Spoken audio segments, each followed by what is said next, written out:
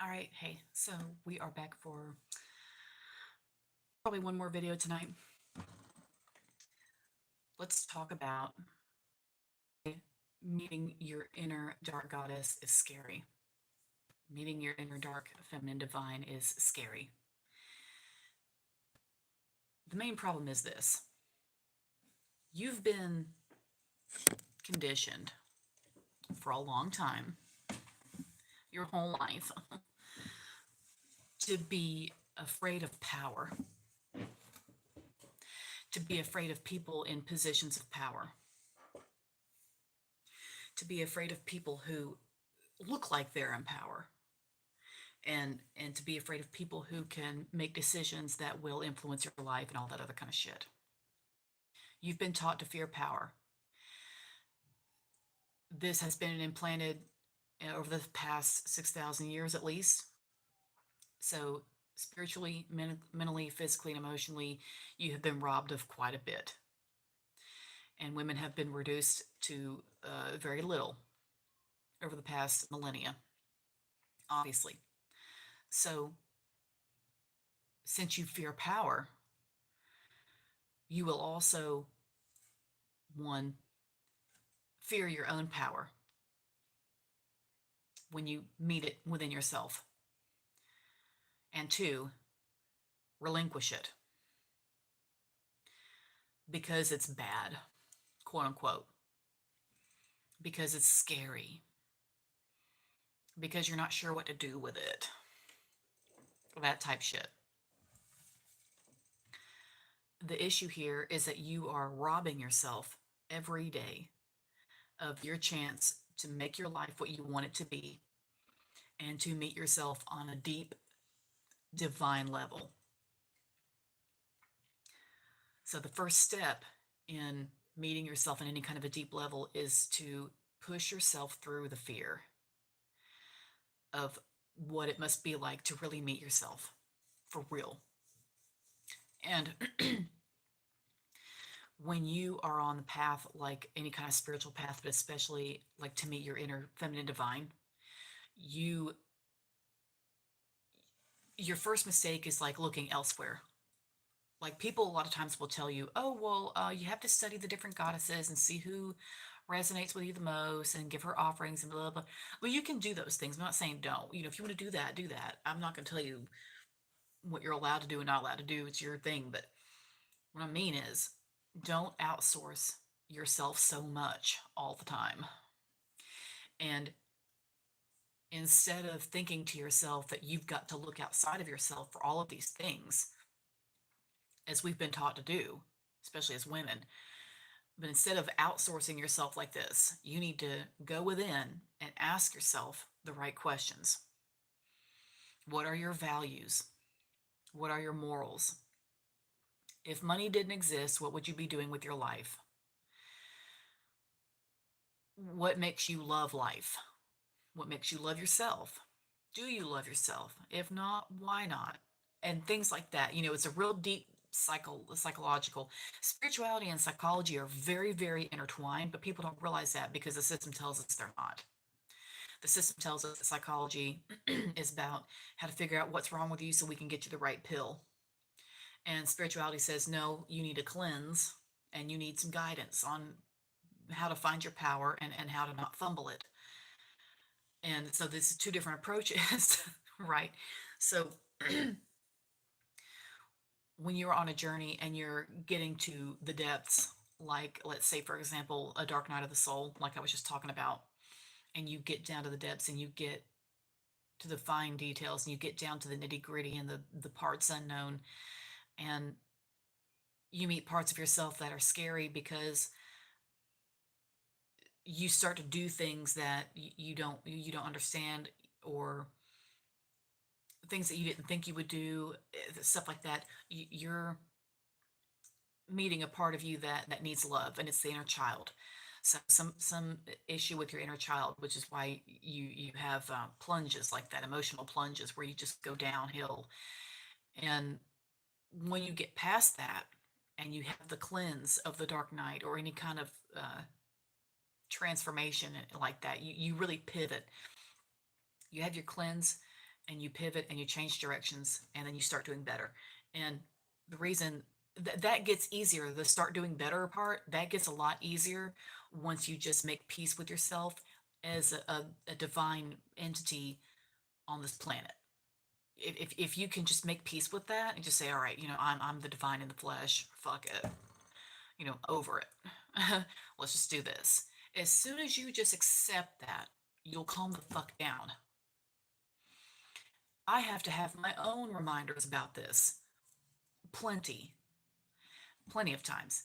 And it's just could because it's easy to get caught up in this world where you're distracted with who you need to be for everybody else and shit like that. And you get pulled away from what you need to be for yourself. And you get pulled away from what and who you truly are. Because if you know that power and you're in touch with that power all the time, you'd be unstoppable and you wouldn't be easily controllable. And we can't have that, can we? All right.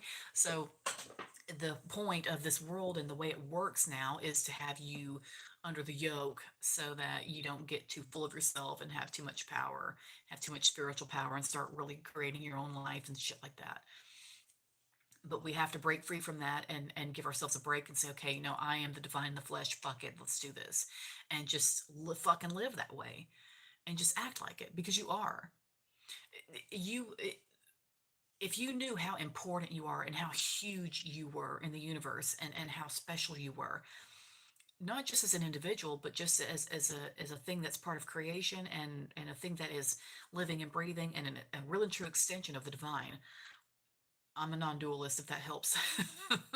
But if you could just see yourself for that, you wouldn't be so aggravated with yourself and with everything else.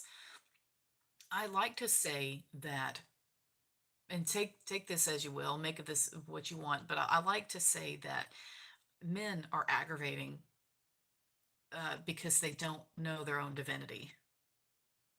Will aggravate the fuck out of you, and they'll make you lose your mind, and they do a lot of crazy shit.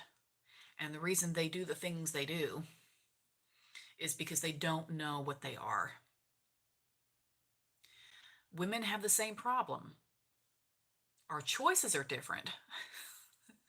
Men sabotage themselves like in a passive way by sabotaging the people around them. Women sabotage themselves actively in order to follow through with what they've been taught, which is to do that, to sabotage themselves just because. And no one really knows why. It's a secret. So, but the point is, meeting yourself on any kind of real level is scary because you're meeting a part of yourself that is powerful. You're meeting a deep divine core that is huge. It's vast. It's the universe inside you, and it's everything that you've ever wanted to know. It's everything that you've ever been afraid of. It's everything that you thought you couldn't handle. It's all of those things that seem big to you that you thought were outside of you. They're not outside of you. They're not outside of you. There's something outside of you that you need to get through this or to be better or whatever. You can draw on all of this shit within you: courage, discipline, self-love, a better attitude all around. All of those things, desire, motivation, drive, morals, all that stuff that you want, that you think you don't have or can't manage, whatever, is all in you, but you need to draw on it. And all that requires, all that looks like is making the choice to do so. You just make the choice to do it. That's it. Ta-da. Problem solved. You know what I mean? Like it's a decision you make to step into that part of yourself and say, okay, well, bitch, we're just gonna do this because fuck it. What have I got to lose? Let's go. And you just go head first, and you change one day in your life by altering how you see yourself as you move through your day. And then when you do that, you change the rest of your life because you would change your approach to everything around you and how you do things, and you change your approach to yourself. You change your approach to how you love yourself. You change your approach to how you talk to people, how you talk to yourself, how you how you take care of people, how you pursue things, why you pursue things. You ask yourself better questions about why you want certain things in life, and you realign your priorities and your goals and things that are good for you. You realign and you adjust all of those things to where they're more in tune with what's actually good for you and what's actually meant for you. And things start to happen. Things start to get better.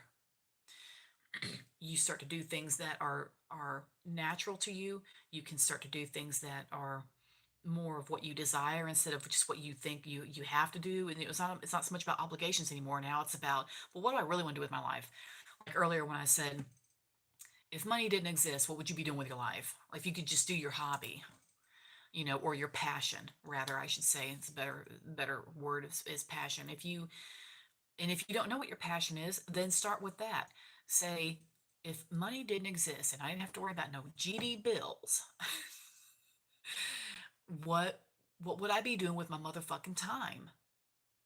And start there. And then if you don't know, and if you can't answer that question, that's all right. Try shit. Just try shit. If you don't know what to try, ask yourself, as a child, what did I like to do? Art. Okay, well, I don't like art now. Fuck all that. Well, it depends. Your inner child is still there, so that depends.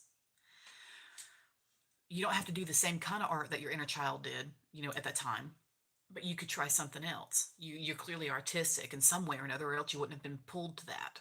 So there's something about you that's artistic. You know what I'm saying? Like, you get in touch with your power, and then everything starts to just unfold. And like I say, the reason that's scary is because you are meeting a part of yourself that you've been taught is off limits. And you don't need to be getting all uppity and high and mighty and fucking powerful and shit. And don't be doing all that. You've been taught, and it's genetically ingrained because we've been dealing with it for 6,000 years. It makes you wonder what happened 6,000 years ago. I think I know. I'll save that for another video for all of you open-minded freaks out there. We'll talk about it later. But but something happened a long time ago that just really turned everything upside down. And I think it was gradual, and I think it was pushed. And that's all I'm going to say about that. But the point is, you've been taught to fear all forms of power, and therefore, by proxy, you fear your own. But when you meet your own self and your own power, you realize that you are an extension of the creator that has made all of this. The trees, the birds, water, pebbles, wind, dogs, ant hills, all of that stuff that is in creation that just kind of happens on its own naturally. Your higher self made that. Your higher self did all that. And it's hard to connect with that, and it's hard to bond with that concept and those things that I mentioned individually. It's hard to bond with that because you've just been told that, people in power are something to be afraid of and something to kind of be wary of, like the police or judges or, college professors and the dean and your manager and blah, blah, blah. All those people that are quote unquote over you. There's no one fucking over you. There's no one over your head. Fuck all that. They'd like for you to think that they'd like for you to think that they're above you. There's no one above you. I'm gonna tell you that right now. I'm just gonna solve this mystery right now. There's no one fucking above you. That's horse shit. you um that's impossible. So because the divine feminine created all this shit, so there wouldn't be anything above her. The X chromosome is needed for every human being to live. And I'm going to repeat this in every damn video if I have to get to get the word out. But the X chromosome is present, must be present in every human being that's alive. If you're going to live and breathe as a human, you have got to have at least one X chromosome, period, or you won't live. There are people who don't have a Y chromosome. They still live. The ones that do have a Y chromosome had to destroy one of the X's in order to be a Y any goddamn way. And it's a broken X, by the way. What do you think that is? It's a broken X. It's missing one of its legs. It's missing a part. It's gotten down to 81 things on its DNA strand. It's only got 81. The fucking X chromosome has 15 fucking hundred. Go fuck yourself. You know, like, that's all I'm gonna say about that. We'll get into the science stuff in another time. I'm preparing for that. I'm putting some things together for that. Trust me, we'll get into that. But when I'm done with you, you're gonna see what the fuck is going on here, and it's not no shit about somebody being above you. Fuck all that. So making peace with the fact that you are just as valuable as anyone in this life who would like you to think that they're more valuable or more powerful or above you in some way, over your head in some way. As soon as you realize that y'all are just both a couple of humans trying to figure this shit out, you won't be as afraid of them. And therefore, you won't be as afraid of other things. And therefore, you won't be afraid of yourself and the power that you have. And then finally, you'll accept, well, shit, I do have some fucking power. Matter of fact, I've got more power than this bitch over here because she's still fucking around with her head up her ass. And I'm sitting here doing fucking spells at work every fucking day and doing reversals, and I can see now who my damn enemies are. So,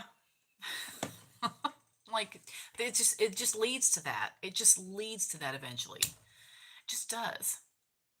It just does, and you get to choose when you're going to make your peace with that, and decide that you're okay with being powerful, and that you're okay with meeting those parts of yourself that first need love and understanding and some compassion and need to be heard, and then that gets evened out and addressed and healed, if you like. And then after that, once you get the wounded feminine and all that other kind of shit out of the way, and the wounded inner child, you get some of that out of the way, you unclog some stuff, you start to see the power flowing more freely and faster. It's like having a blood clot pulled out, which would be pretty sweet. When I worked at the funeral home, I was in the prep room when I shouldn't have been, but I was friends with the funeral directors and they let me in there. And and I saw people get embalmed, like watched it. And it's the craziest shit you've ever seen. Like, weird. But I saw them getting embalmed, and well, the crazy part, I don't know what's crazier is seeing them get embalmed or seeing people posted up in the refrigerator, because that's weird too.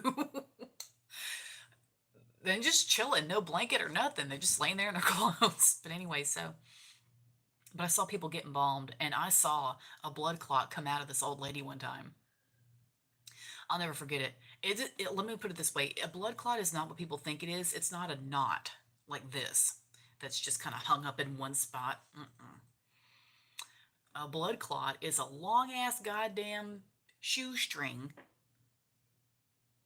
that could be like 2 yards long if you like, but it's a fucking bloody string like this that just kind of, it's in there, it's in there, but it's not in one little pinpoint spot where you can just reach in, like, get it out with tweezers. You can't do that.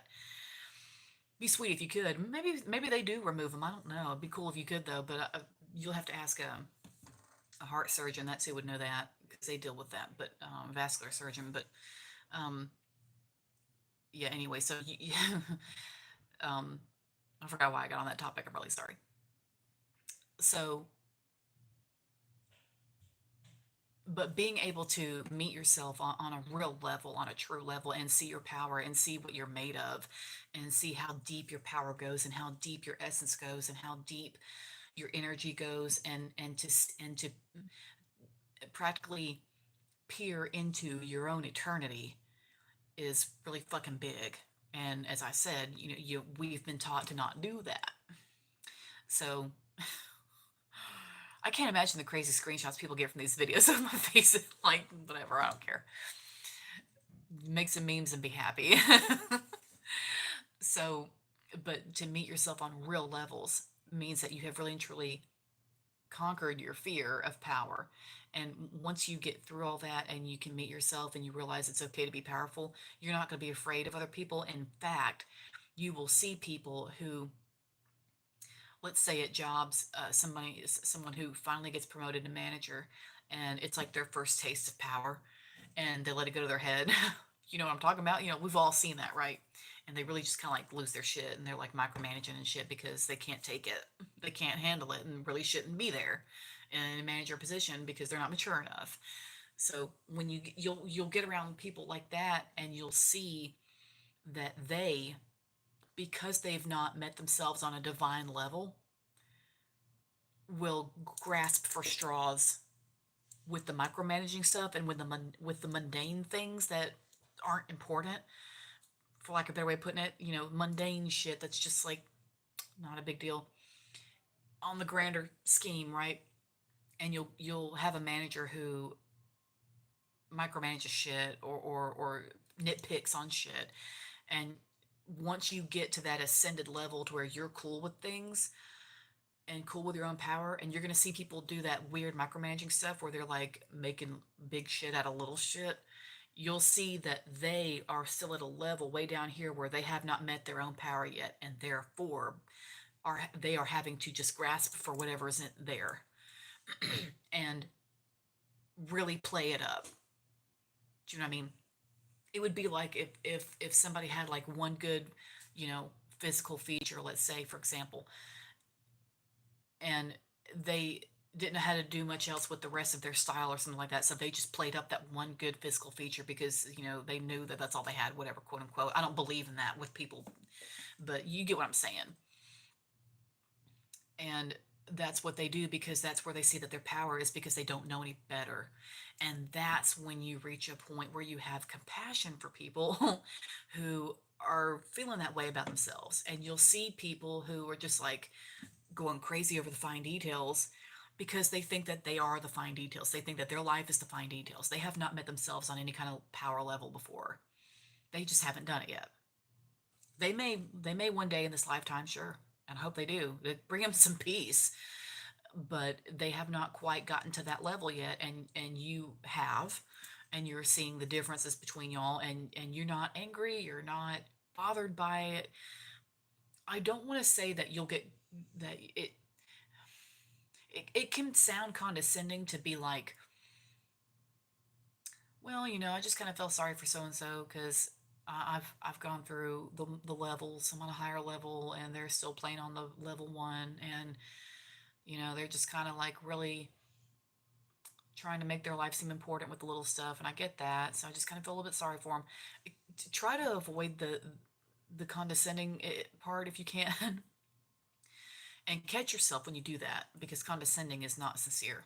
So try to catch yourself and not do that, but just to really and truly look at them like a child.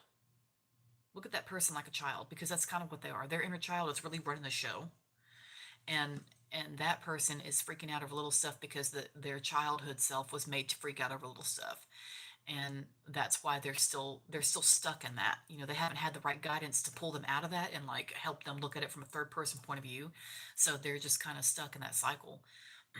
Hopefully they'll get out of it and get some peace, like I say, but in the meantime, you will know when you see that, and you won't get aggravated by those kind of people anymore. You'll just kind of feel a little bit bad for them, and then you'll say, you know what, it's all right.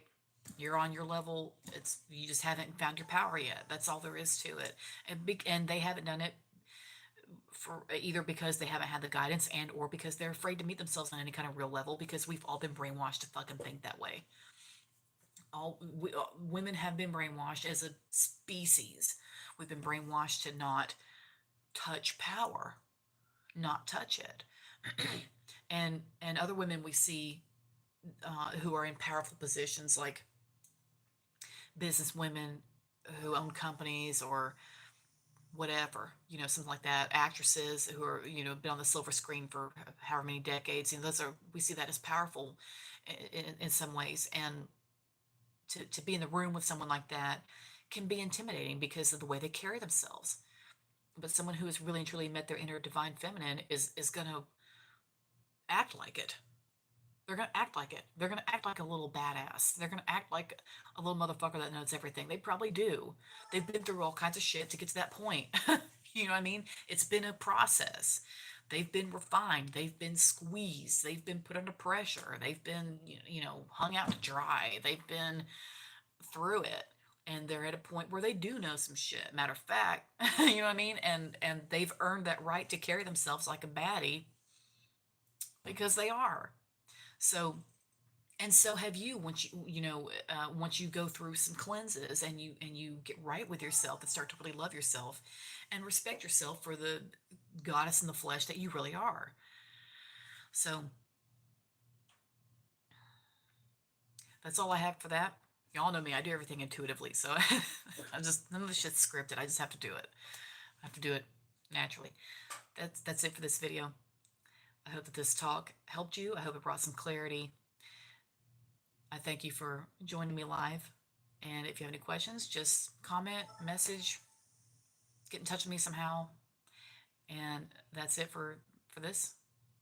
Thanks a lot, and I'll see you next time.